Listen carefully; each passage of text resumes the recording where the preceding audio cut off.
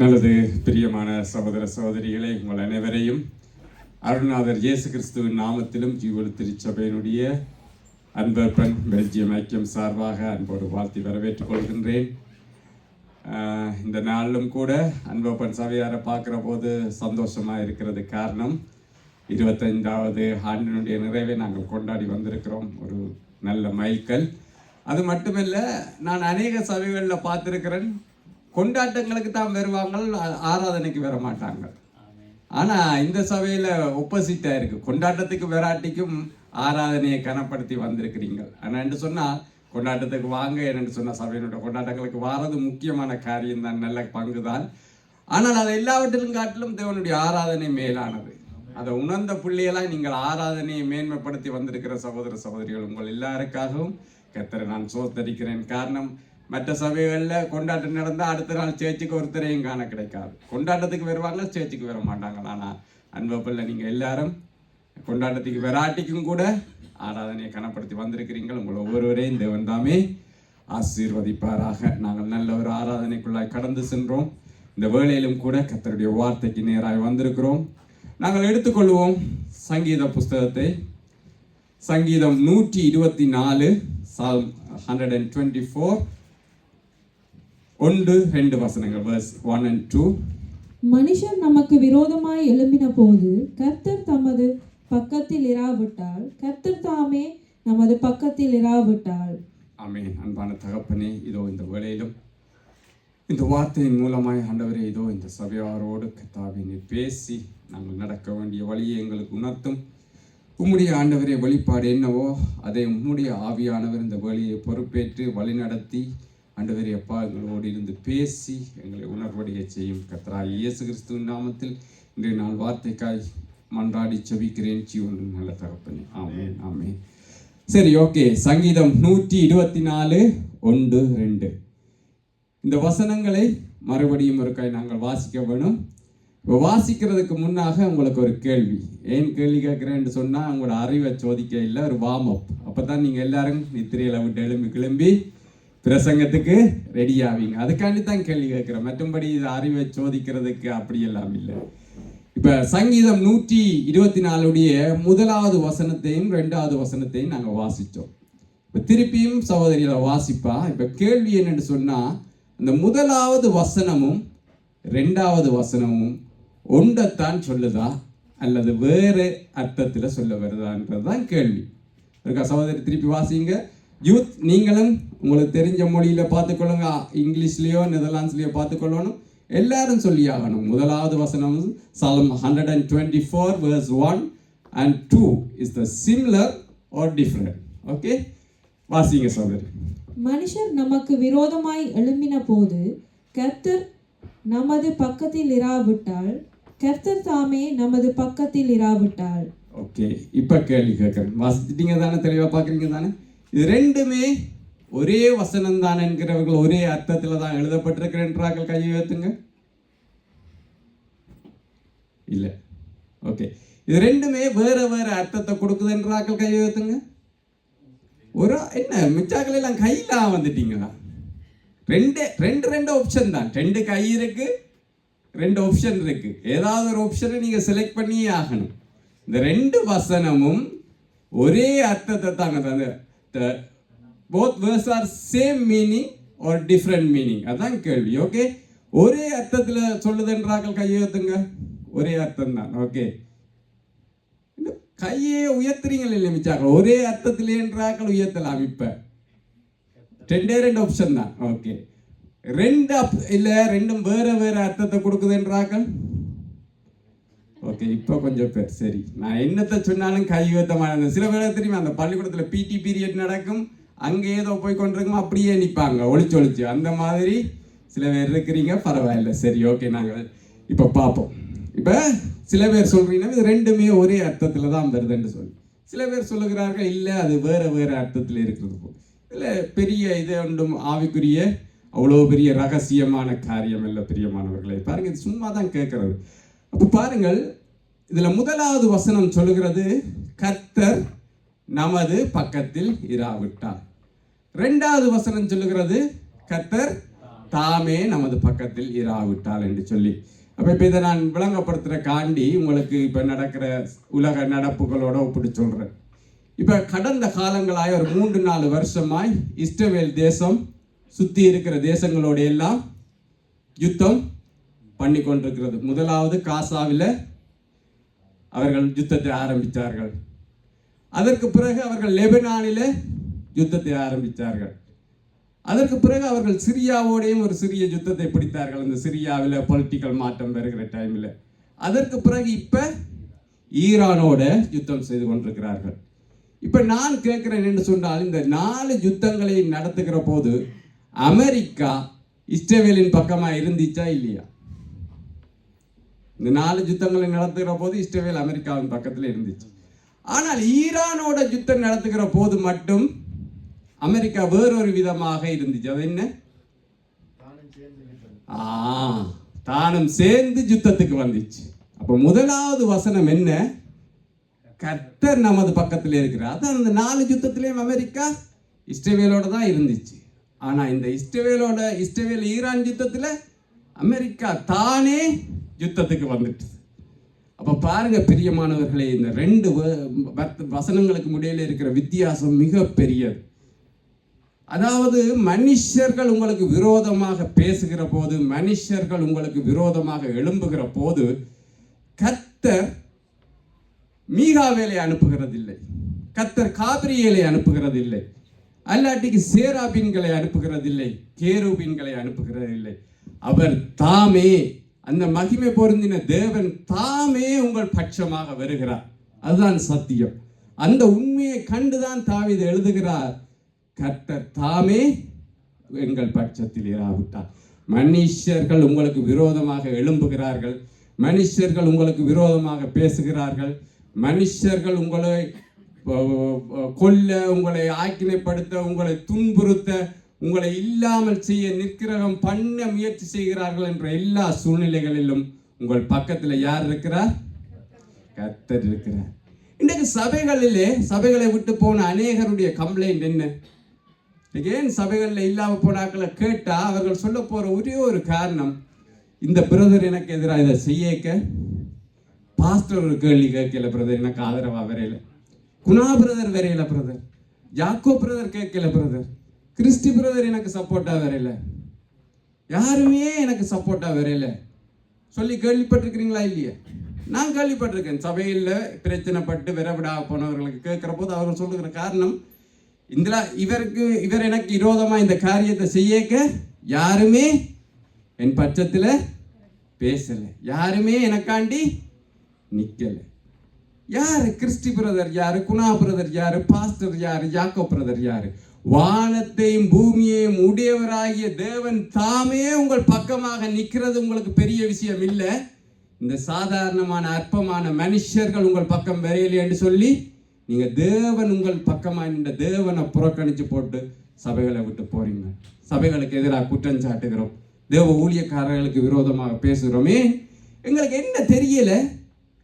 அந்த வேதத்தினுடைய மிக தெளிவான சத்தியம் தெரியல. மனுஷர்கள் எங்களுக்கு விரோதமாக பேசுகிற போது கர்த்தர் எங்களுடைய பக்கத்தில் நிற்கிறார். அப்ப கர்த்தர் எங்களுடைய பக்கத்தில் நிற்கிறார் என்று சொன்னா, இப்போ நான் ஒரு சண்டை, கிறிஸ்டி பிரதர் நானும் ஒரு டீம், எனக்கு விரோதமாக சண்டை பிடிக்கிறதுக்கு ஜாக்கோ பிரதர் வாரார் என்று சொன்னார். எனக்கும் ஜாக்கோ பிரதருக்கும் பிரச்சனை. ஆனால் கிறிஸ்டி பிரதர் எனக்கு சப்போர்ட்டாக நிற்கிறார் என்று சொன்னால், இப்போ ஜாக்கோ பிரதர் யாரோடையும் எதிர்த்து சண்டை பிடிக்கணும்? எனக்கு சப்போர்ட் பண்ணுற கிறிஸ்டி பிரதருக்கு எதிராக தான் யுத்தம் செய்யணும். அப்போ கர்த்தர் உங்கள் பக்கமாக நிற்கிற போது உங்களை இன்னொரு மனுஷன் எதிர்த்தாலும் அவன் யாரையும் சேர்த்து எதிர்க்கிறான்? கர்த்தரையும் சேர்த்து எதிர்க்கிறான். இதுக்கு ஆப்போசிட்டாக யோசிச்சு பாருங்க. நீங்கள் யாராவது ஒரு சகோதரனுக்கு விரோதமாக, ஒரு சகோதரிக்கு விரோதமாக பேசுகிறீர்கள் என்று சொன்னால், நீங்க யாரையும் சேர்த்து பேசுறீங்க? கர்த்தரோடையும் யுத்தத்துக்கு போறீங்க. ஏன்னு சொன்னா அவர்கள் பட்சமா யார் நிற்கிறார்? கர்த்தர் நிற்கிறார். இதைத்தான் தாவீது மிக தெளிவாக சொல்கிறார், கர்த்தர் தாமே அவர்களோடு நிற்கிறார். இப்ப இந்த உண்மை எங்களுக்கு தெரியாதபடினால தான் இன்னைக்கு நாங்க என்ன நினைக்கிறோம், எங்களுக்கு சப்போர்ட்டா ஒருத்தரும் பெரியல. நாங்க எவ்வளவு கஷ்டப்பட்டோம் தெரியுமா பிரதர்? நான் எவ்வளவு நெருக்கமான சூழ்நிலைக்குள்ள இருந்தேன். யாராவது எனக்கு ஃபோன் பண்ணி கதைச்சிங்களா? யாராவது ஏன் என்று விசாரிச்சாங்களா? நான் சொல்லி கேள்விப்பட்டிருக்கிறேன். ஐயா, வானத்தையும் பூமியையும் உடையவராய கர்த்தர் என்று ஆபிரகாம் சொல்கிறார். அந்த தேவன் அந்த பரலோகத்தில், அதாவது வானாதி வானங்களும் அவரே கொள்ளாதாம். வானம் அவருடைய சிங்காசனம், பூமி அவருடைய பாதப்படி என்று சொல்லப்படுகிறது. அந்த சர்வ வல்லவர், அந்த சர்வ வியாபகர் எவராவது உங்களுக்கு விரோதமாய் எழும்புகிற போது, பேசுகிற போது, உங்களை நிந்திக்கிற போது, உங்களை அவமானப்படுத்துகிற போது அவர் உங்கள் பக்கமாய் வந்து நிற்கிறாரே, அதை விட பெரிய காரியம் என்ன வேணும் ஒரு கிறிஸ்தவனுக்கு? அந்த அடிப்படை அன்பை உணர்ந்திருந்தா இன்னைக்கு சபையில நீங்கள் நின்றுப்பீங்க. சபையில நிற்கிறேன்னு சொன்னா வாரது போறது இல்லை. ஆண்டவற்றை அன்பை உணர்ந்தவன் சபையில எவ்வளவோ பெரிய காரியங்களை செய்திருப்பான். சபை எவ்வளவோ கட்டப்பட்டிருக்கும். சபையில முறுமுறுப்புகள் இருந்திருக்காது, குற்றச்சாட்டுகள் இருந்திருக்காது. ஏன் குற்றச்சாட்டுகள்? அவர் எனக்காண்டி வரையில, இவர் எனக்காண்டி வரையில, அவர் இதை பற்றி கேட்கவே இல்லை. எவ்வளவோ நிந்திக்க, அந்த சிஸ்டரோட என்னால் இருக்கவே இல்லாம கிடக்கு. அந்த பிரதர் என்ன இவ்வளோ கஷ்டப்படுத்துறார். குணா பிரதர் இப்படியே குனிஞ்சு கொண்டு போற நான் சொல்லி கேள்விப்பட்டிருக்கிறேன். குணா பிரதர் நிமிந்து பார்க்கிறார் இல்லை. குணா பிரதர் பார்த்து என்ன, பார்க்காட்டிக்கு என்ன, விசாரிச்சு என்ன? பரலோகத்தின் தேவன் தாமே உங்கள் பட்சமாய் வருகிறதை காட்டிலேயம்மா குணா பிரதர் வந்து விசாரிக்கணும், இல்லை பாஸ்டர் உங்களை எடுத்து விசாரிக்கணும். தேவன் உங்கள் பக்கமாய் நிற்கிறார் பிரியமானவர்களே. அதை போல விரோதமாக பேசுகிறவர்கள் நீங்களும் உணர்வடைய வேண்டும். நீங்கள் ஒரு சகோதரனுக்கு சகோதரிக்கு விரோதமாக பேசுகிறீர்கள் என்று சொன்னால் கர்த்தரோட யுத்தம் செய்கிறீர்கள். ஏன்னா நீங்க அவமானப்படுத்துகிறவர்களோட கர்த்தர் நிற்கிறார். நீங்க வந்து என்ன செய்கிறீங்கள் என்று சொன்னால் நீங்க அவங்கள கர்த்தரோட நல்ல மாதிரி ஆக்குறீங்க. நீங்க ஒரு ஆளை நிந்திக்க கர்த்தர் தான் அவங்களோட போய் நிற்க போற. கர்த்தர் அப்ப அவங்களோட நின்றா உங்களோட இல்லை. கர்த்தர் ஒரு மனுஷர், இப்ப ஜாக்கோப் பிரதர் எனக்கு விரோதமாக பேசுறார் என்று சொன்னால் கர்த்தரை யார் பக்கம் நிற்பார்? என் பக்கம் நிற்பார் என்றா என்ன அர்த்தம்? ஜாக்கோப் பிரதர்கிட்ட பக்கத்துல கர்த்தர் இல்லை, அவர் ஏதாவது ஒரு பக்கம் தான் நின்றாகும். அதால தான் சொல்லுகிறது, அன்பாய் நடந்து கொள்ளுங்க. ஒருத்தர் நீங்க என்ன செய்யக்கூடாது? நியாயம் தீர்க்கிற காரியத்துக்குள்ள போகக்கூடாது பிரியமானவர்களே. பாருங்கள், இந்த கிறிஸ்தவ உலகத்திலே என்ன காரியம், ஒரு வேடிக்கையான காரியம் என்று சொன்னால், உலகத்து மக்களும் மனுஷர்களுக்கு விரோதமாக பேசுவார்கள். என்ன, உலகத்தில் இருக்கிறவனும் ஒருத்தனுக்கு ஒருத்தன் விரோதமாக போவான், ஒருத்தனுக்கு ஒருத்தர் எதிராக யுத்தம் பண்ண போவார்கள். கேள்விப்படுறது தானே நாங்கள். ஆனால் உலகம் யாரை எதிர்க்கும் என்று சொன்னால் யார் கொஞ்சம் முன்னேற பார்க்குறாங்க. ரஷ்யா என்னத்துக்காண்டி யுக்ரைனோட சண்டை பிடிக்க போனிச்சு? உக்ரைன் வந்து நேட்டோவோட இணைய போது, அப்போ அது பலம் உள்ள ஒரு நாடாயிடும், அப்போ அதுக்கு நாங்கள் விடக்கூடாதுன்னு யுத்தம் பண்ண போனோம். உலகத்தான் யாரை எதிர்ப்பான்னு சொன்னால், எவன் கொஞ்சம் பெரியவனாக வர்றானோ, யார் கொஞ்சம் முன்னேற போகிறானோ, உலக பிரகாரமாக பார்த்தாலும் யாராவது ஒருத்தன் முன்னேற பார்த்தா தான் அவனுக்கு விரோதமாக உலகத்தாக்கள் வருவாங்க. ஆனால் இந்த கிறிஸ்தவத்தினுடைய கேவலம் என்ன தெரியுமா? எந்த ஒரு மனுஷன் நிந்திக்கப்படுகிறானோ, எந்த ஒரு மனுஷன் துன்பத்தின் பாதையில் கடந்து போகிறானோ, யார் ஒருத்தன் நெருக்கத்தில், வேதனையில், சஞ்சலத்தில் இருக்கிறானோ அவனுக்கு விரோதமாகத்தான் இன்றைய கிறிஸ்தவத்தில் பேச வருவார்கள். அவர்களுக்கு விரோதமாகத்தான் விரல் நீட்டுவார்கள் பிரியமானவர்கள். யாராவது ஒரு எழும்பி நிற்கிறவன இல்லை அதிகாரத்தில் உள்ளவனுக்கு விரோதமாக இன்றைய கிறிஸ்தவர்கள் விரல் நீட்டுகிறது இல்லை. நிந்திக்கப்படுகிற, துன்பப்படுகிற, நெருக்கத்துக்குள்ள கடந்து போற சகோதரனை பார்த்து, சகோதரியை பார்த்து விரல் நீட்டுகிறது தான் இன்றைய கிறிஸ்தவத்தினுடைய அவல நிலை பிரியமானவர்களே. இதை நான் என்னுடைய சொந்த வார்த்தையில சொல்லவில்லை, இல்லை சொந்த அனுபவத்தில் நான் பேசல. இதை வேதத்திலிருந்து உங்களுக்கு காண்பிக்க போகிறேன்.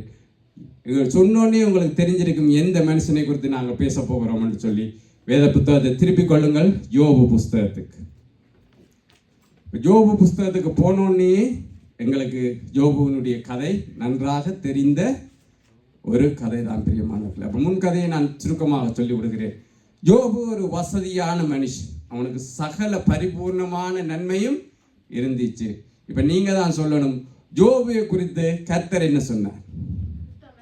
உத்தமன், சன்மார்க்கன், கர்த்தருக்கு பயந்தவன், பொல்லாப்புக்கு விலகுகிற மனுஷன். 4 சர்டிபிகேட் கர்த்தர் கொடுத்தார். அவன் தன்னுடைய நல்ல நிலையிலும் நல்ல உயர்ந்த நிலைமையிலும் இந்த 4 விஷயங்களையும் காத்து கொண்ட ஒரு மனுஷன்.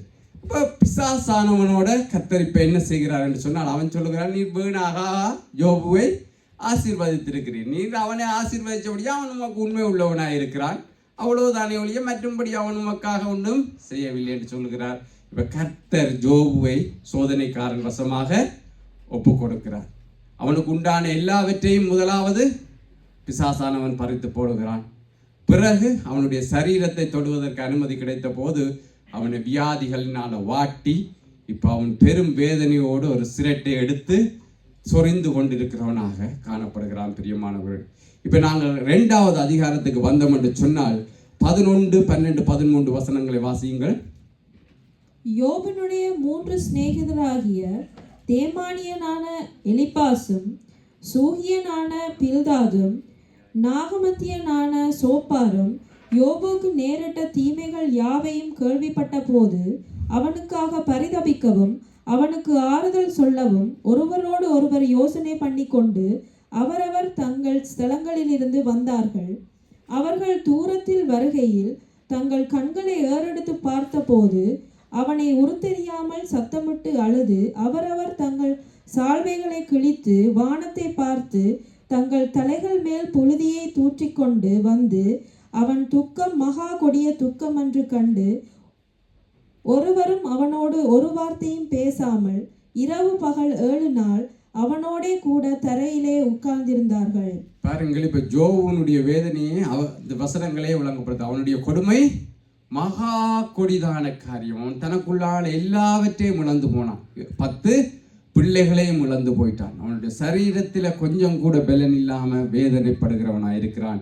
இப்ப 3 நண்பர்கள் அவனை தேடி வருகிறார்கள். எப்படியான சூழ்நிலையில் யோபுவின் மகா கொடிதாக வேதனைப்படுகிற அந்த காரியத்திலே அவர்கள் என்னத்துக்காக வருகிறார்களாம்? யோபுக்குண்ட நேரிடைய தீமைகள் யாவையும் கேள்விப்பட்ட போது அவனுக்காக பரிதபிக்கவும் அவனுக்கு ஆறுதல் சொல்லவும் ஒருவரோடு ஒருவர் யோசனை பண்ணி. இப்போ யாருக்கு பிரச்சனை என்று சொன்னால் ஜாக்கோ பிரதருக்கு ஒரு பிரச்சனை, நான் கிறிஸ்டி பிரதர் மற்றது எங்களோட தனு 3 பேரும் சேர்ந்து இப்படி ஜாக்கோ பிரதர் கஷ்டத்தில் இருக்கிறாராம், வாங்க அவருக்கு போய் ஆறுதல் சொல்லுவோம்ட்டு ஒருவர் ஃபோன் பண்ணி கதைச்சிட்டு ஆளாளுக்கு வலிக்கிட்டு வந்த போது ஜாக்கோ பிரதரை பார்க்கவே கஷ்டமாக கிடக்கு. அவ்வளோ வேதனையில் இருக்கிறார்.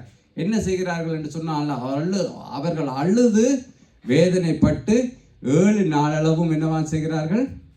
பேசாமல் இருக்கிறார்களாம். அந்த 7 நாள் முடிந்த பிறகு யோபு தான் பேச ஆரம்பிக்கிறார்.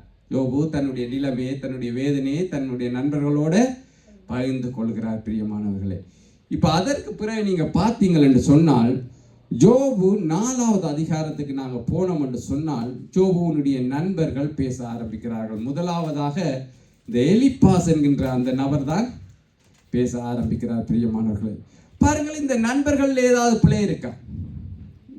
கூடாத ஃப்ரெண்ட்ஸா அவங்க?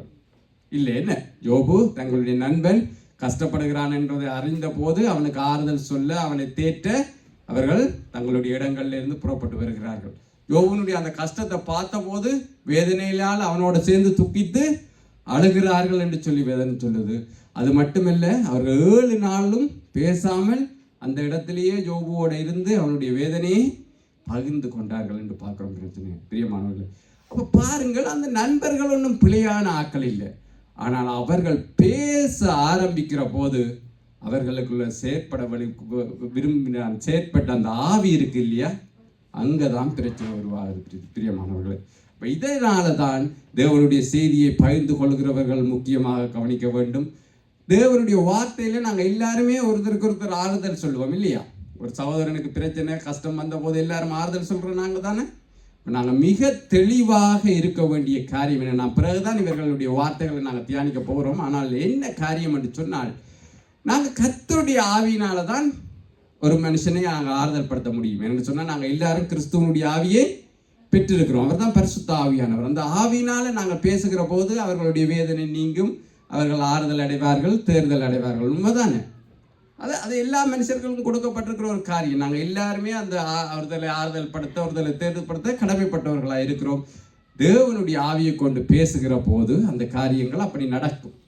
ஆனால் என்ன பிரச்சனை என்று சொன்னால், பிசாசானவன் இதற்கு இடம் கொடுக்காமல் அவன் தன்னுடைய ஆவியை எங்கள் மத்தியில் செயற்பட அனுமதிப்பான். பிரியமானவர்கள், அது யாரையும் அவன் பயன்படுத்த முடியும். எப்படிப்பட்ட நல்ல பிரதர் ஆனால் எனக்கு இப்படி ஒரு கஷ்டம் வரைக்க எனக்கு இப்படி சொல்லி போட்டார், என்னோட நல்ல மாதிரித்தான், ஆனால் ஏன் இப்படி ஒரு வார்த்தையை சொல்லி என்ன நோகடிச்சாருன்னு எனக்கு தெரியாதுன்னு நாங்கள் சொல்லியிருக்கிறோம் இல்லையா? அதுக்கு காரணம் அந்த செயற்படுகிற ஆவி பிரியமானவர். இந்த நல்ல 3 நண்பர்கள் தான். ஆனால் அவர்களுக்குள்ள செயற்பட்டது அந்தி கிறிஸ்துவின் ஆவி, கிறிஸ்துவுக்கு எதிரான ஆவி. ஏன் அது கிறிஸ்துவுக்கு எதிரான ஆவி என்று சொன்னால், தேவன் நியாயந்தீர்க்கிற அதிகாரம் முழுவதையும் யாருக்கு கொடுத்தார்? யாருக்கு கொடுத்தார்? பிதாவானவர் நியாயந்தீர்க்கிற அதிகாரம் முழுவதையும் கிறிஸ்து இயேசுவுக்கு கொடுத்தார். ஆனால் நான் நினைக்கிறேன், இந்த கிறிஸ்தவர்கள் பைபிளை வாசிக்கிற போது இப்படி வாசிக்கிறார்களோ இன்னும் தெரியா, தேவன் நியாயந்தீர்க்கிற அதிகாரம் முழுவதையும் கிறிஸ்துவுக்கும் எனக்கும் கொடுத்தார் என்று. அப்படி என்ன தெரியல, அப்படித்தான் எங்கட பைபிள் எல்லாரும் வாசிக்க அப்படி ஏதாவது வருதோ என்னமோ எனக்கு தெரியல. தேவன் நியாயந்தீர்க்கிற அதிகாரம் முழுவதையும் கிறிஸ்துவுக்கும் எனக்கும் மாத்திரம் கொடுத்தார் என்ற மாதிரி தான் எல்லா கிறிஸ்தவர்களும். ஏன் நான் எல்லாரும் என்று சொல்றேன்னு சொன்னா, இப்ப 3 பேரை எடுத்துக்கொண்டா, கிறிஸ்டி பிரதர், நான், குணா பிரதர் எடுப்போமே. குணா பிரதருக்கு ஒரு பிரச்சனை என்று சொன்னா, கிறிஸ்டி பிரதரை நானும் சேர்ந்து குணா பிரதரை நியாயம் தீர்க்க தொடங்குவோம். இதே கிறிஸ்டி பிரதருக்கு ஒரு பிரச்சனை என்றா, குணா பிரதரை நானும் சேர்ந்து கிறிஸ்டி பிரதரை கடிக்க தொடங்கிடுவோம். இதே எனக்கு ஒரு பிரச்சனை என்று சொன்னா, குணா பிரதரும் கிறிஸ்டி பிரதரும் சேர்ந்து என்ன கடித்து தின்ன தொடங்கிடுவாங்க. இன்றைக்கு தான் சபைகளில் இருக்கிற நிலைமை பிரியமானவர்கள். இதற்கு காரணம் என்னன்னு சொன்னால், நாங்கள் கிறிஸ்துவின் ஆவியினால நடத்தப்படாமல் கிறிஸ்துவுக்கு எதிரான ஆவியினால நடத்தப்படுகிறது தான் காரணம். இந்த நல்ல நண்பர்கள் நல்ல காரியத்துக்காகத்தான் யோபை சந்திக்க வந்தார்கள். ஆனால் பாருங்கள், அவர்களுக்குள்ள செயற்பட்ட அந்த ஆவி, அவர்கள் பிழையான அந்த ஆவிக்கு இடம் கொடுத்தபடினால, கிறிஸ்துவுக்கு எதிரான ஆவிக்கு இடம் கொடுத்தபடினால, அவர்கள் பண்ண வந்த நோக்கம் அப்படியே பிழைத்து போய் அவர்கள் யோபுவுக்கு விரோதமாக பேச ஆரம்பிக்கிறார்கள். அப்ப நாங்கள் இந்த பிரசங்கிக்கிறவர்கள் அல்லது தேவனுடைய வார்த்தையினால மற்றவர்களோடு பேசுகிறவர்கள் மிக அவதானமாய் இருக்க வேண்டிய காரியம், இந்த ஆவி எப்படி செயற்படும் என்பதை நாங்கள் அறிந்து கொள்ள வேண்டும். அதை அறிகிறதற்கு நாங்கள் யோபு 4ஆம் அதிகாரத்தில் இருந்து சில வசனங்களை வாசிப்போம். யோபு 4:1-2 வாசியுங்கள். அப்பொழுது தேமானியனான எலிப்பாஸ் பிரதியுத்தரமாக, நாங்கள் உம்முடனே பேச துணிந்தால் ஆயாசப்படுவீரோ? ஆனாலும் பேசாமல் அடக்கி கொள்ளத்தக்கவன் யார்? ஓகே, பாருங்கள், இப்ப இந்த எலிப்பாஸ் அவருடைய பேச்சை எப்படி ஆரம்பிக்கிறார் என்று சொன்னால், பிரதர், நான் உங்களோட ஒரு நிமிஷம் கதைக்கலாமா? தெரியும் நீங்க கஷ்டத்திலாம் இருக்கிறீங்களேன்னு தெரியும். உங்களுக்கு ஆலோசனை சொல்ற அளவுக்கு நாங்க ஒன்றும் பெரிய ஆக்கள் இல்லை, நாங்க ஒன்றும் வேதத்தில் தேறின ஆக்கள் இல்லை பிரதர். என்றாலும் நான் உங்களோட ஒரு ஆலோசனை சொல்லலாமா? உங்களோட ஒரு வார்த்தை கதைக்கலாமா? இப்படித்தான் இந்த எலிப்பாஸ்களை ஆரம்பிப்பார். போலியான ஒரு தாழ்மையோடு தான் உங்களிடத்துல வருவாங்க. உண்மையான தாழ்மை இருக்காது. உண்மையில அவங்க எண்ணம் இந்த போட்டு புழக்கிறேன் பேரன்றதான் அவங்களோட உள்ளத்துல இருக்கிற எண்ணம். அந்த எண்ணம் தான் அந்த கிறிஸ்துவுக்கு எதிரான எண்ணம். ஆனால் ஆரம்பிக்க போது போலியான தாழ்மை. பிரதர், ஒரு நிமிஷம் உங்களோட கதைக்கலாமா பிரதர்? நான் உங்களுக்கு இதை சொல்றதுக்கு நான் தகுதி இல்லை, ஆள் இல்லை. ஆனாலும் உங்களோட இந்த டைமில் உங்களுக்கு இதை சொல்லித்தான் ஆகணும். அப்படி என்ற ஒரு போலியான தாழ்மையோடு ஆரம்பிப்பார்கள். அடுத்தது பாருங்கள், 3வது தொடக்கம் 6வது வசனத்தை வாசியுங்கள்.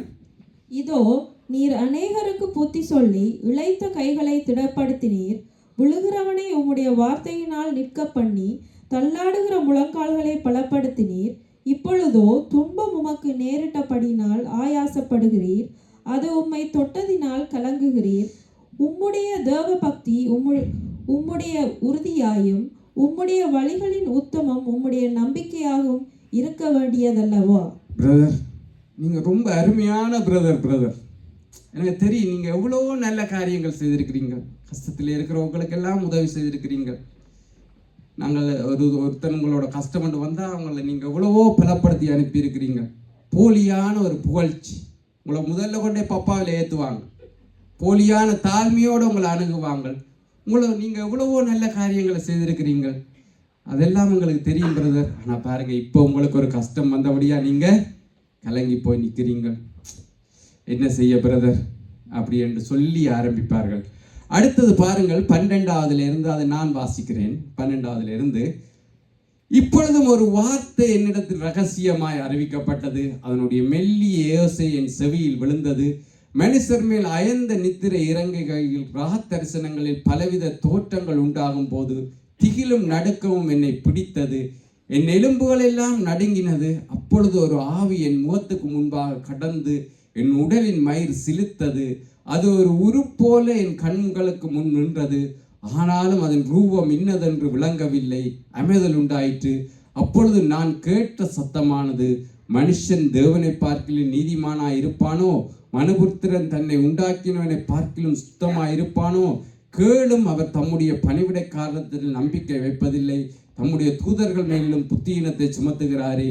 புழுதியின் அஸ்திவாரம் போட்டு மண் வீடுகளில் வாசம் பண்ணி பொட்டு பூச்சியினால் அரிக்கப்படுகிறவர் மேல் அவர் நம்பிக்கை வைப்பது எப்படி? எப்படி ஆரம்பிப்பார்கள் என்று சொன்னால், இவர்களுடைய மூன்றாவது காரியம் போலியான தங்களுடைய தேவ வேஷத்தை காண்பிப்பார். உங்களை குறித்து கர்த்தர் எனக்கு ஒரு பாரத்தை வச்சார் பிரதர், உங்களை குறித்து ஒரு தரிசனத்தை எனக்கு தந்தார் பிரதர். இந்த நிலைமைக்கு என்ன காரணம் என்று நான் உங்களுக்காண்டி ஜெபி கேட்க கர்த்தர் அந்த தரிசனத்தை கண்டு நான் பயந்து போனேன். உங்களுக்கு இப்படியான ஒரு காரியம் நேர்ந்தது ஏன் என்று சொல்லி நான் யோசித்து கொண்டு கேட்க, கர்த்தர் எனக்கு வெளிப்படுத்தின காரியம் ஒரு பொல்லாத காரியம் பிரதர், அதைத்தான் நான் உங்களோட பயந்து கொள்ள வந்தேன் என்று சொல்லி தங்களை ஒரு போலியான ஆவிக்குரியவர்களாய் காண்பிப்பார்கள். தேவன் தங்களுக்கு ஏதோ பெரிய தரிசனத்தை தந்து உங்களுக்கு அதை வெளிப்படுத்தின மாதிரி காண்பிப்பார்கள். ஏன் இதையெல்லாம் அவர்கள் செய்வார்கள் என்று சொன்னால், இந்த நிலைமைக்கு உங்களை கொண்டு வந்துட்டு அடுத்ததாக தொடங்குவார்கள் சம்மட்டி எடுத்து அடி அடி என்று அடிக்க. இதுதான் பிரியமானவர்களை கிறிஸ்துவுக்கு எதிரான ஆவி இப்படித்தான் செயற்படும். இதை தவிர வேறு விதமாக செயற்படாது.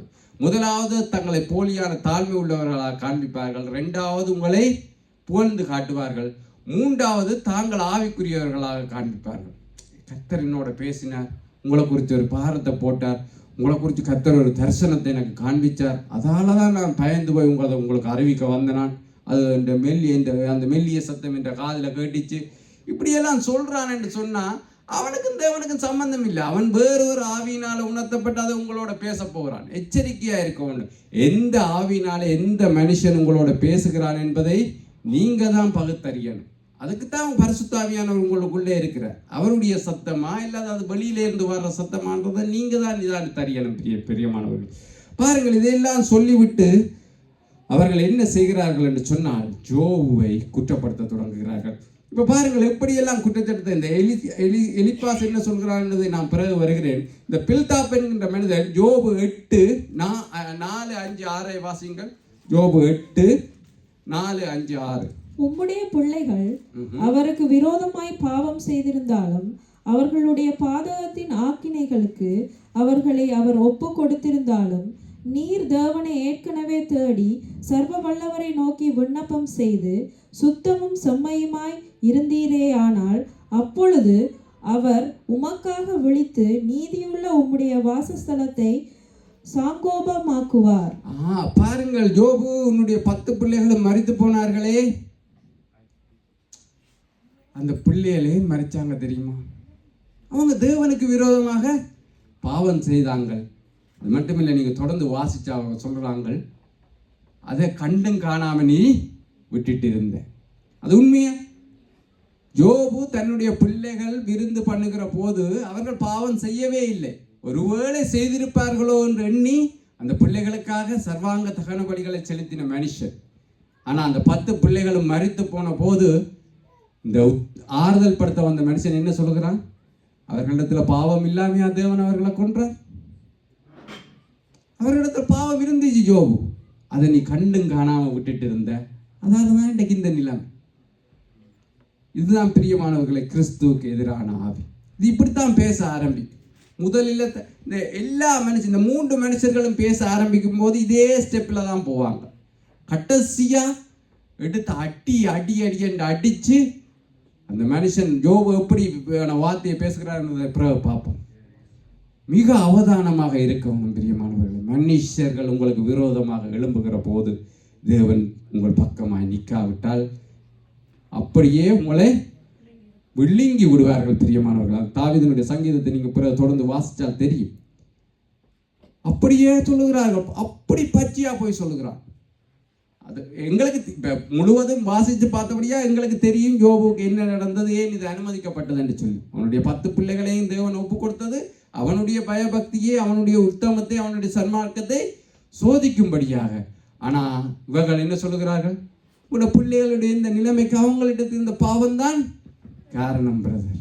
பாருங்க, அடுத்த மனுஷன் சோப்பார் என்கின்ற அவன் சொல்லுகிறான். ஜோபு 11:6 எடுத்து வாசியுங்கள். உமக்கு ஞானத்தின் ரகசியங்களை வெளிப்படுத்தினால் நலமாயிருக்கும். உள்ளபடி பார்த்தால் அது இரட்டிப்புள்ளதாய் இருக்கிறது. ஆகையால் உம்முடைய அக்கிரமத்துக்கேற்றபடி தேவன் உம்மை தண்டிக்கவில்லை என்று அறிந்து கொள்ளும். இவன் என்ன சொல்லுகிறான்? யோபுவினுடைய அவனுடைய நிலைமை மிக கொடியது.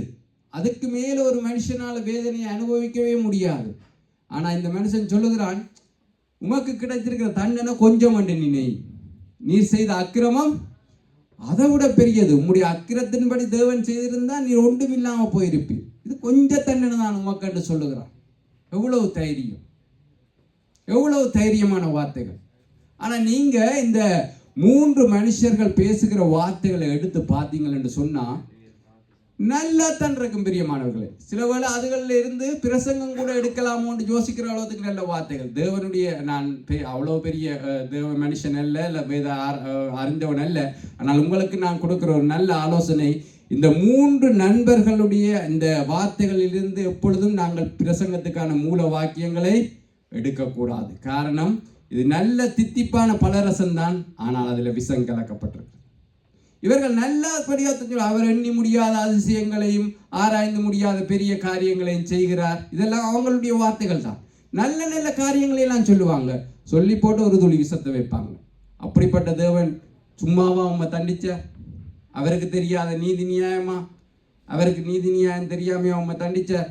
இவர்களுடைய நோக்கம் எல்லாமே, யோபு உன்னுடைய இந்த நிலைமைக்கு காரணம் உன்னுடைய ரகசிய பாவம். உன்னுடைய வாழ்க்கையில பாவம் இருக்கு. பாவம் இல்லாம தேவன் இப்படி செய்ய மாட்டார், தேவன் இப்படி தண்டிக்க மாட்டார் என்று சொல்லி இந்த யோபுனுடைய வேதனையை இன்னும் அவர்கள் பெருக பண்ணுகிறார்கள். பிரியமானவர்களே, பாருங்கள், முதல்ல இந்த எலிப்பாஸ் ஆரம்பிக்கிற போது ஏதாவது ஒரு பாவம் இருக்கும், ரகசிய பாவம் இருக்கும், ஏதாவது ஒன்று நீ தெரியாம செய்திருப்பீர், கண்டுகொள்ளாம விட்டுட்டீர்.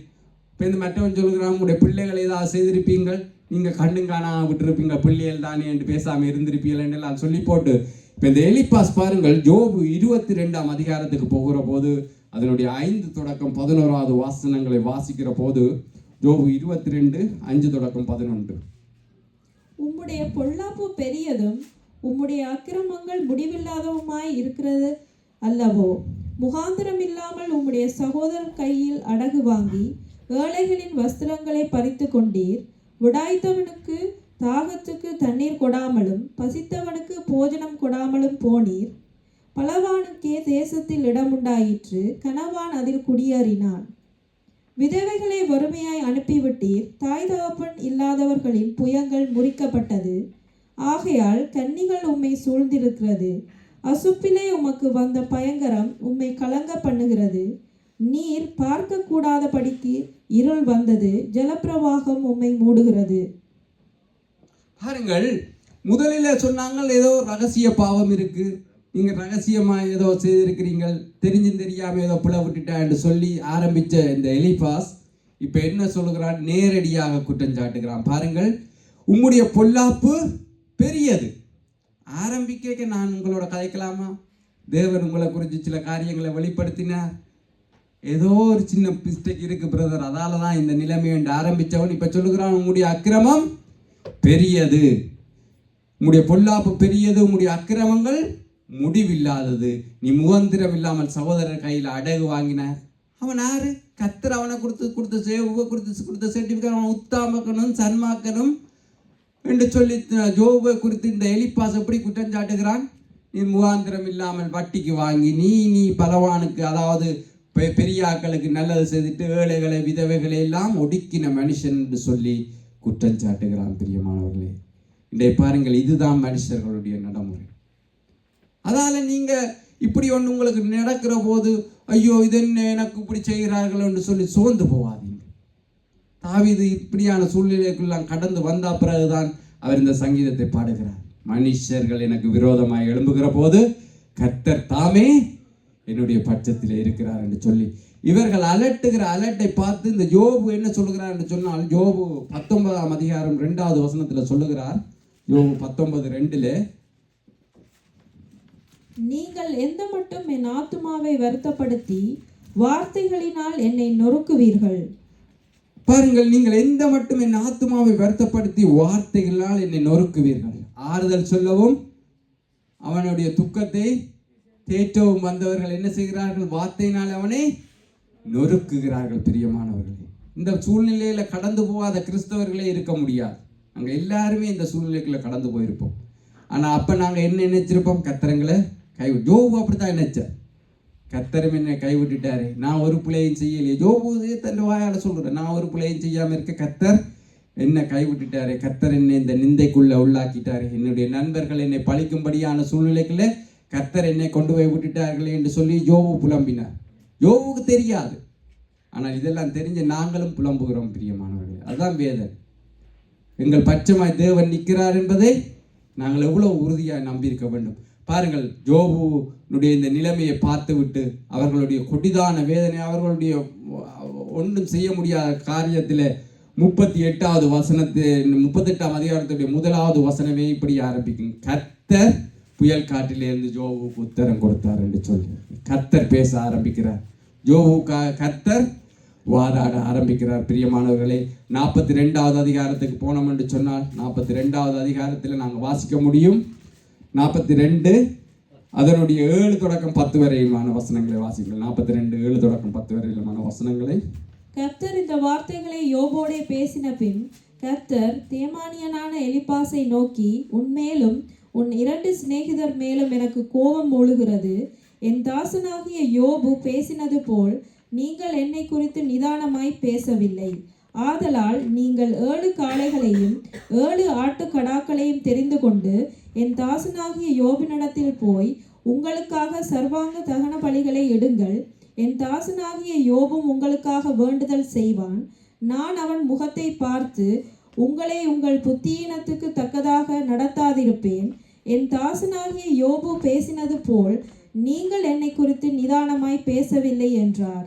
அப்பொழுது தேமானியனான எலிப்பாசும் சூகியனான பில்தாதும் நாகமத்தியனான சோப்பாரும் போய் கர்த்தர் தங்களுக்கு சொன்னபடியே செய்தார்கள்.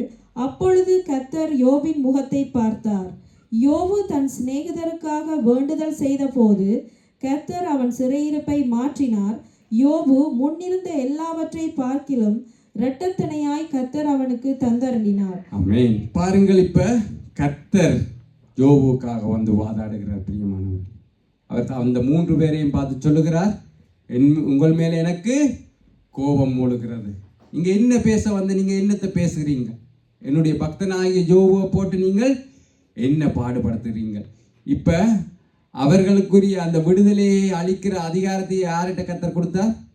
யோபுகிட்ட கொடுத்தார். பிரியமானவர்களே, உங்களை நிந்திக்கிறவர்களை, உங்களை துன்பப்படுத்துகிறவர்கள், உங்களை அவமானப்படுத்துகிறவர்களை ஆசீர்வதிக்கிற பாத்திரங்களாகத்தான் தேவன் உங்களை மாற்றுவார்.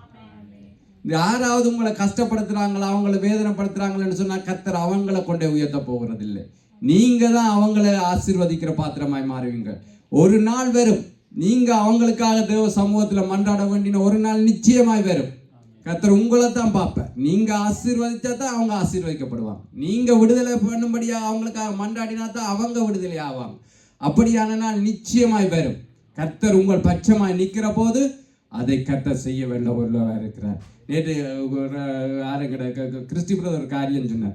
கர்த்தர் நியாயம் செய்த பிரதர் 2 பக்கத்துக்கும் ஒரு பொல்லாப்பும் இல்லாமல் செய்வார் என்று. அப்ப கர்த்தர் இந்த இடத்துல நியாயம் செய்கிற போது யோபுவையும் உயர்த்துகிறார், அவனுடைய நண்பர்களுடைய நிலைமையை மாற்றுகிறார். பிரியமான, அதான் கர்த்தர் உங்களை கொண்டு அப்ப அவங்க உணர்வடைவாங்க. அடே, இந்த மனுஷனுக்கு விரோதமா பேசினேனே, இப்ப இவனாலதான் நான் ஆசீர்வதிக்கப்படுகிறேன், எனக்காக இவன் ஜெபிக்கிறான், இவன் ஜெபித்து ஜெபத்தை கேட்டு தான் கர்த்தர் என்ன இந்த நிலைமையில இருந்து விடுவிச்சார் என்று சொல்லுது அறிவார்கள். பிரியமானவர்கள், பாருங்கள், யோபு தன் சிநேகிதருக்காக ஜெபித்தான், கர்த்தர் அவருடைய சிநேகிதருடைய சிறையிருப்பை மாற்றினார், யோபுவினுடைய சிறையிருப்பை மாற்றினார். அப்ப உங்களை நிந்திக்கிறவர்களுக்காக ஜெபம் பண்ணுங்கள் என்று சொல்லி இயேசுவானவர் சொன்ன வார்த்தையினுடைய ஆழம் புரியுதா? இப்ப உங்களுக்கு அவங்களுக்காக நீங்க மன்றாடுகிற போது, அவங்களை நீங்க ஆசீர்வதிக்கிற போது தேவன் உங்களுடைய சிறையிருப்பை மாற்ற உண்மை உள்ளவராயிருக்கிறார். பிரியமானவர்களே, யோபுவிலிருந்து பேசினாலே இன்றைக்கு 2-3 மணித்தியாலம் பேசலாம். அவ்வளோ வசனங்களை எடுத்து அவ்வளோ வசனங்களை வெட்டித்தான் இவ்வளோ கொண்டது. ஏன்னா யோபுவில் அந்த கதை இதெல்லாம் வாசிக்க ஒரே வசனமாக தான் வரும். அவ்வளவு வார்த்தைகள் யோபு அவர்கள் குற்றப்படுத்தின வார்த்தைகள். ஆனால் தேவன் யோபுவின் பட்சமாக இருந்தபடினால யோபு அந்த நண்பர்களுடைய சூழ்நிலையை மாற்றி தன்னுடைய வாழ்க்கையில் இருந்த சூழ்நிலையை மாற்றி ஒரு ஜெயமுள்ள வாழ்க்கை வாழ முடிஞ்சது பிரியமான. ஆமென். இப்போ நாங்கள் எடுத்துக்கொள்வோம், வேகமாய் முடிப்போம். 3 காரியங்கள் கொண்டு வந்து நான் 2வது வேகமாக தான் பார்க்க முடியும் போல. ஆதியாகமம் 39ஆம் அதிகாரம் அதனுடைய 20, 21. ஆதியாகமம் 39வது அதிகாரம் 20, 21. உங்களுக்கு நன்றாக தெரிந்த வசனங்கள் தான். ஆதியாகம புஸ்தகத்தினுடைய யோசேப்பின் எஜமான் அவனை பிடித்து ராஜாவின் கட்டளையால் காவலில் வைக்கப்பட்டவர்கள் இருக்கும் சிறைச்சாலையிலே அவனை ஒப்புவித்தான். அந்த சிறைச்சாலையில் அவன் இருந்தான். கர்த்தரோ யோசேப்போடே இருந்து அவன் மேல் கிருபை வைத்து சிறைச்சாலை தலைவனுக்கு தயவு அவனுக்கு கிடைக்கும்படி செய்தார். ஆமென். இப்ப பாருங்கள், இந்த இடத்து இந்த யோசேப்பினுடைய கதை எல்லாம் உங்களுக்கு நன்றாக தெரியும். இப்ப என்ன சொல்லப்படுகிறது? யோசேப் சிறைச்சாலையில் இருந்தாராம். கர்த்தர் எங்கே இருந்தாராம்? அவனோட இருந்தாரா? எங்கே இருக்கணும்? கர்த்தரும் சிறைச்சாலையில். அப்ப பாருங்கள், இந்த இடத்துல நான் உங்களை ஒரு கேள்வி கேட்கிறேன். யோசேப்பு யாக்கோபினுடைய வீட்டில் இருந்த போது கர்த்தர் அவனோட இருந்தாரா இல்லையா? என்ன, யோசேப்பு யாக்கோபினுடைய வீட்டில் இருந்தார் தானே, அவருடைய செல்ல பிள்ளைய. அந்த நேரத்தில் யோசேப்போட கர்த்தர் இருந்தாரா இல்லையா? இருந்தாரா இல்லையா? அப்ப என்னப்பா இந்த இடத்துல மட்டும் எழுதணும் யோசேப்போட கர்த்தர் இருந்தாருன்னு சொல்லி? அவமானம் நிந்தை. ஓகே, பாருங்கள், நான் உங்களுக்கு ஒரு சின்ன உதாரணத்தை சொல்றேன். கிதியோன் இந்த இடத்துல இல்லாட்டிக்கும் யாக்கோ பிரதர் இருக்கிற கிதியோனுடைய கதையெல்லாம் உங்களுக்கு தெரியும். இப்ப கிதியோன் நல்லா படிச்ச டைம்ல கர்த்தர் அவனோட இருந்தாரா இல்லையான்றதுல உங்களுக்கு ஏதாவது டவுட் இருந்துச்சா? அவன் நல்லா படிச்ச ஒரு நல்ல வேலைக்கு போன போது கர்த்தர் அவனோட இருந்தாரா இல்லையான்ற டவுட் உங்களுக்கு இருந்துச்சா? இல்லை. அவனுக்கு நல்ல ஒரு துணை கிடைச்சி நல்ல கல்யாணம் செய்து நல்ல ஊழியங்கள் செய்த போது கர்த்தர் அவனோட இருந்தாரா இல்லையான்ற டவுட் உங்களுக்கு எப்பயாவது வந்துச்சா? இல்லை அதை பற்றி யாராவது வந்து சொன்னாங்களா? இவரோட கர்த்தர் இருக்கிறாரோ இல்லையோ பிரதர் எங்களுக்கு தெரியலேன்னு யாராவது சொன்னாங்களா? இல்லை. ஆனால் அதே கிதியோனுடைய அந்த மகளுடைய அந்த பிரச்சனை வந்தபோது இந்த சோப்பார்கள் எலியா அந்த அவங்க எலியா அப்பா அந்த அவன் எல்லாம் வந்து என்ன சொல்ல வடிக்கிடுவார்கள்? ஏதோ பிள்ளை விட்டுட்டார் பிரதர், ஏதோ காரியம் இருக்கு பிரதர், ஏதோ ஒருவேளை நீங்கள் செய்த புள்ளியோ அவன் செய்த புள்ளியோ இல்லை மேரி டீச்சர் செய்த புள்ளியோ இல்லை சிந்து செய்த புள்ளியோ இல்லை பரம்பரை பிள்ளையோ ஏதோ ஒன்று இருக்கிறபடினால தான் கர்த்தர் இதை செய்தாருன்னு சொல்லிக்க யாக்கோ பிரதருக்கும் ஒரு டவுட் வரும், மேரி டீச்சருக்கும் ஒரு டவுட் வரும். உண்மையில கர்த்தர் தான் இதை அனுமதிச்சாரா? கர்த்தர் என்ற புள்ளையை கைவிட்டுட்டாரான்ற கேள்வி வந்துச்சா? வரையிலே வெறும் பிரிவு எல்லா மனுஷருக்கும் வரும். ஒரு நெருக்கமான சூழ்நிலை வருகிற போது கர்த்தர் எங்களை கைவிட்டுட்டாரோ, ஒருவேளை நாங்கள் செய்த அந்த காரியத்தினால இருக்கலாமா, இந்த காரியத்தினால இருக்கலாமா, இல்லை தெரிஞ்சும் தெரியாம ஏதாவது புல செய்திருப்போமான்ற கேள்வி எல்லாற்ற மத்தியிலும் வரும். அதனால தான் தேவன் எழுதி வச்சுக்க, சிறை இருப்பில் வேதனையில இருக்கிற போதும் நான் உன்னோட இருக்கிறேன் என்று சொல்லி பிரியமானவர்களே. ஏன்னு சொன்னால் இந்த நான் முதலாக பைபிளை வாசிக்கிற போது நான் யோசிப்பேன், அடே இந்த அருமையான வாலிப பிள்ளை கர்த்தருக்காக இந்த பாவத்தை செய்யாம கர்த்தருக்கு உண்மை உள்ளவனா வாழ வேணும்ன்றதுக்காண்டி எவ்வளோ பக்தி வைராக்கியமா நடந்து கொண்டானே, ஆனா கர்த்தர் அவனை கைவிட்டு கொண்டு வந்து சிறையில போட்டுட்டாரு என்று சொல்லி யோசிக்கலாம் முதல்ல வாசிக்கிற போது.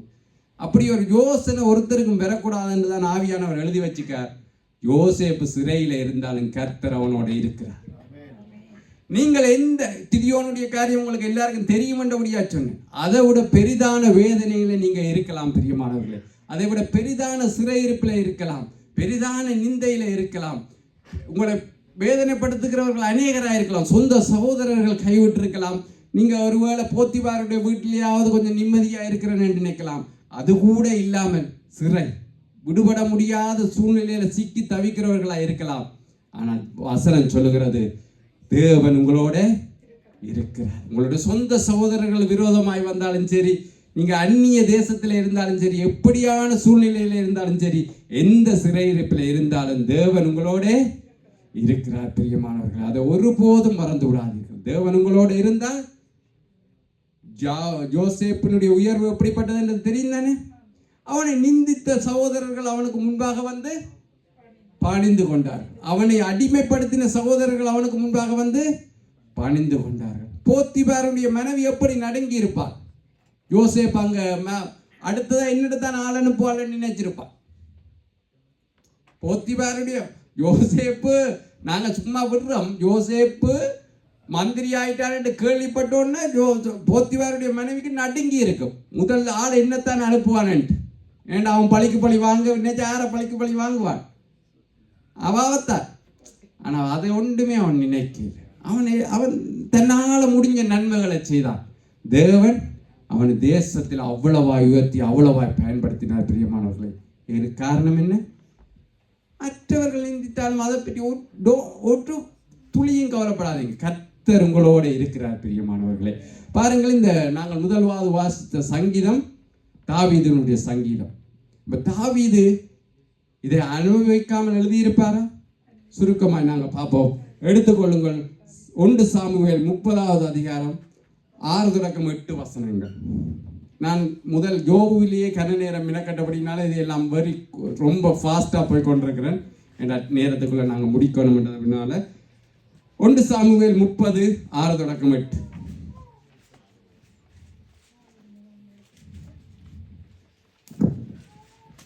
தாவீது மிகவும் நெருக்கப்பட்டான். சகல ஜனங்களும் தங்கள் குமாரன் குமாரத்திகளின் நிமித்தம் மனக்லேசமானதினால் அவனை கல்லெறிய வேண்டுமென்று சொல்லிக் கொண்டார்கள். தாவீது தன் தேவனாகிய கர்த்தருக்குள்ளே தன்னை திடப்படுத்தி கொண்டான். தாவீது அகிலமேக்கின் குமாரனாகிய அபியத்தார் என்னும் ஆசாரியனை நோக்கி, ஏபோத்தை என்னிடத்தில் கொண்டு வா என்றான். அபியத்தார் ஏபோத்தை தாவீதினிடத்தில் கொண்டு வந்தான். தாவீது கர்த்தரை நோக்கி, நான் அந்த தண்டை பின்தொடர வேண்டுமா? அதை பிடிப்பேனோ என்று கேட்டான். அதற்கு அவர், அதை பின்தொடர், அதை நீ பிடித்து சகலத்தையும் திருப்பிக் கொள்ளுவாய் என்றார். ஆமென். இந்த இடத்திலே இந்த சம்பவத்தை நான் என்ன சொன்ன நேரத்தை கருதி வேகமாய் போகிறேன். தாவீது சவுலுக்கு பயந்து அவன் தேசாந்திரியங்களாக ஓடி திரிஞ்ச போது தாவீது இடத்துல சில பேர் வந்து சேர்ந்து கொண்டார்கள். நல்ல வசதியான ஆட்கள், தேசத்தில் நல்ல பலவான்கள், தேசத்தில் நல்ல பேர் இருக்கிற பிரபுக்கள், அவங்களா வந்து தாவீதோட சேர்ந்து கொண்டாங்க. யாரை சேர்ந்து கொண்டாங்களா? அவருக்கு குயிக்கா சொல்லுங்க. முறுமுறுக்கிறவர்கள், கடன்பட்டவர்கள், இந்த ஊர்லேயே இருக்க இல்லாமல் யாரெல்லாம் திலத்தினாங்களோ அவங்களெல்லாம் தான் வந்து தாவீதோட சேர்ந்து கொண்டாங்க. தாவீது அவங்களை தன்னோட பக்கமாக சேர்த்து கொண்டு அவங்களுக்கு தேவையான எல்லா நல்லதையும் செய்து அவனே ஓடி திரிகிறான். ஆனாலும் அந்த ஜனங்களை எல்லாம் போஷித்து அவர்களுக்கு தேவையான எல்லாத்தையும் செய்து அவங்களை காப்பாற்றி வருகிறான். ஆனால் பாருங்கள், இந்த ஒரு சூழ்நிலை வருகிற போது, இந்த சில்காகிக்கு வருகிற போது என்ன நடக்குது என்று சொன்னால், தாவீது அவனுடைய மனுஷர்கள் யுத்தத்துக்கு போன போது அமலேக்கியர் வந்து அவர்களுக்குரிய எல்லாவற்றையும், அவர்களுடைய மனைவிகள், பிள்ளைகள் எல்லாரையும் சிறைப்படுத்தி கொண்டு போய்விட்டார்கள். இப்ப தாவீதுக்கு ஆறுதலாக இருக்க வேண்டிய இந்த ஜனங்கள், இந்த மனுஷர்கள் என்ன செய்கிறார்கள் என்று சொன்னால், தாவீதுக்கு நெருக்கம்தான், தாவீதுக்கும் வேதனை தான். ஆனால் அவர்கள் என்ன செய்கிறார்கள்? தாவீதுக்கு விரோதமாக கல்லெறிய முயற்சி செய்கிறார்கள். பிரியமானவர்களே, சில வேளைகளில் நீங்க யோசிக்கலாம், இந்த பிரதருக்கு நான் எவ்வளவு உதவி செய்தேன்னு தெரியுமா? ஆரம்பத்தில் பிரதர் இவர் வந்த நிலைமை உங்களுக்கு தெரியுமா? நான் தான் இந்த பெல்ஜியத்தில் அவருக்கு வீடு எடுத்து கொடுத்ததே நான் தான். எவ்வளவோ காரியங்களில் உதவி செய்தேன். ஆனால் எனக்கு ஒரு நெருக்கம் வரைக்கும் எனக்கு எதிராக கல்லெறிய பார்த்துட்டேன். அப்படிப்பட்ட நிலைமையெல்லாம் நீங்கள் கடந்து வராதாக்கள் இருக்கவே முடியாது. இவர்கள் எல்லாம் எனக்கு உதவி செய்வார்கள் என்று நீங்கள் நினைப்பீங்கள். ஆனால் உங்களுக்கு உண்டான நெருக்கத்தில் அவன் தான் முதலாவது கல்லெடுப்பான். முதலடி அங்கே இருந்து தான் பெறும். ஆனால் பாருங்கள், தாவீது புத்திசாலி. அவன் தேவனாகிய கர்த்தருக்குள்ளே தன்னை திடப்படுத்தி கொண்டான். அவன்கிட்ட போய் சொல்லல, மச்சான் போவோமா, தேடுவோமா, பிடிப்போமான்னு இல்லை, கர்த்தரிடத்துல விசாரித்தான். கர்த்தர் என்ன சொன்னார்? போ, நீ சகலத்தையும் திருப்பி கொள்ளுவாய். 19வது வசனத்துக்கு நாங்கள் வருகிற போது பார்க்கலும், தாவீது சிறியது பெரியது ஒன்றும் இல்லாமல் சகலவற்றையும் திருப்பி கொண்டான். பிரியமானவர்களே, நீங்கள் இழந்து போனது என்னென்றது தெரியாது. நீங்க எந்த காரியங்களை, ஆண்டவரே இந்த நிலைமையிலிருந்து நான் மீண்டு வருவேன் என்று சிக்கித்திருக்கிற நிலைமை என்னென்று எனக்கு தெரியாது. ஆனால் நீங்க சகலத்தையும் திருப்பி கொள்வீர்கள். பிரியமானவர்களே, உங்களுக்கு உண்டான நெருக்கம் எல்லாவற்றிலும் இந்த கர்த்தர் உங்களை விடுதலை பண்ண போதுமானவராக இருக்கிறார். காரணம், மனுஷர்கள் தான் உங்களுக்கு எதிராக இருக்கிறார்களே ஒழிய தேவன் உங்கள் பட்சத்தில் இருக்கிறார். யோபுவுக்கு பக்கத்தில் இருந்த போது அவனுடைய முன்னிலைமையிலும் அவனுடைய பின்னிலைமை ஆசீர்வதிக்கப்பட்டது. யோசேப்போட தேவன் இருந்த போது தேசத்திலேயே அவனை பெரியவனாக உயர்த்தினார். தாவீதோட தேவன் இருந்த போது அவன் சகலவற்றையும் திருப்பி கொண்டான். இஸ்ரவேலில் இன்றைக்கும் அவனை போல ஒரு ராஜா இல்லை. பிரியமானவர், பாருங்கள், அந்த உணர்வுக்கு பிறகுதான் தாவீது எழுதுகிறார் 124வது சங்கீதத்தை எல்லாருமாக வாசித்து நாங்கள் நிறைவு செய்வோமா? அப்ப நல்லா இருக்கும். ஏனென்றா சொன்னா அந்த 2 வார்த்தைகளுமே வெறும் தொக்கி நிற்கிற வார்த்தைகள் தான். நாங்கள் முழு சங்கீதத்தையும் வாசித்து நிறைவு செய்கிற போது நல்லா இருக்கும் என்று நினைக்கிறேன். 124வது சங்கீதத்தை எடுத்துக்கொண்டு நாங்கள் எல்லாருமாக வாசித்து, எல்லாரும் எழுந்து நின்று வாசிப்போம். 124வது சங்கீதத்தை நாங்கள் எல்லாருமாக எழுந்து நின்று வாசித்து நாங்கள் இந்த செய்தியை முடித்துக் கொள்வோம். மனுஷர் நமக்கு விரோதமாய் எழும்பின போது கர்த்தர் நமது பக்கத்தில் இராவிட்டால், கர்த்தர் தாமே நமது பக்கத்தில் இராவிட்டால், அவர்கள் கோபம் நம்மை எரிகையில் நம்மை உயிரோடே விழுங்கி இருப்பார்கள். அப்பொழுது தண்ணீர்கள் நம்மில் பாய்ந்து வெள்ளங்கள் நமது ஆத்துமாவின் மேல் பெருகி கொந்தளிக்கும் ஜனங்கள் நமது ஆத்துமாவின் மேல் புரண்டு போயிருக்கும் என்று இஸ்ரவேல் இப்பொழுது சொல்வதாக. நம்மை அவர்களுடைய பற்களுக்கு இரையாக ஒப்புக்கொடாதிருக்கிற கர்த்தருக்கு சோஸ்திரம். வேடருடைய கண்ணிக்கு தப்பின குருவியைப் போல நம்முடைய ஆத்துமா தப்பிட்டு கண்ணி தெரித்தது, நாம் தப்பினோம். நம்முடைய சகாயம் வானத்தையும் பூமியையும் உண்டாக்கின கர்த்தருடைய நாமத்தில் உள்ளது. ஆமென். நம் எல்லாருடைய சகாயம் வானத்தையும் பூமியையும் உண்டாக்கின கர்த்தரிடத்தில் உள்ளது. அதனால மனுஷர்களிடத்துல சகாயம் தேடாதீங்க. மனுஷர்கள் உங்களுக்கு விரோதமாய் முறுமுறுக்கிற போது கலங்காதீங்க. கர்த்தர் உங்கள் பட்சமாய் இருக்கிறார். தைரியமாய் நாங்கள் கிறிஸ்தவ ஓட்டத்தில் ஓடுவோம். கர்த்தர் தாமே உங்களோடு இருந்து உங்களை ஆசீர்வதிப்பாராக. ஆமென்.